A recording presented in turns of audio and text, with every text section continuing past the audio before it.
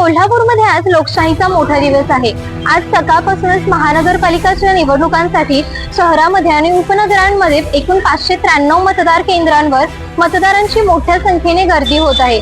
आज सकाळपासूनच मतदान केंद्रांवर मतदारांची हळूहळू गर्दी वाढताना पाहायला मिळत आहे। विशेष म्हणजे ज्येष्ठ नागरिक, महिला आणि तरुण मतदार मोठ्या उत्साहात मतदानासाठी बाहेर पडले आहेत। लोकशाहीचा हा हक्क बजावण्यासाठी मतदारांमध्ये मोठी जागरूकता दिसून येत असून पहिल्यांदाच मतदान करणाऱ्या तरुणांमध्येही उत्साहाचं वातावरण आहे। दरम्यान मतदान प्रक्रिया शांततेत पार पडावी यासाठी पोलीस प्रशासन आणि निवडणूक विभागाकडून कडक बंदोबस्त ठेवण्यात आला आहे।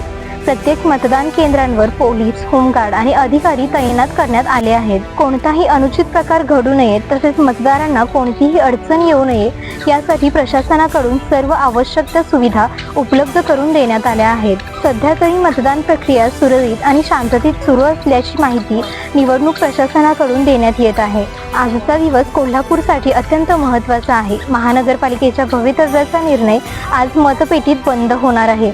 नागरिकांनी मोठ्या संख्येने मतदान करून लोकशाही मजबूत करावी असं आवाहन प्रशासनाकडून करण्यात येत आहे। एकूणच कोल्हापूरमध्ये मतदान प्रक्रिया शांततेत आणि नियोजनबद्ध पद्धतीने सुरू आहे। आज मतदारांचा प्रतिसाद नेमका कसा राहतो याकडे सर्वांचं लक्ष लागून राहिलं आहे।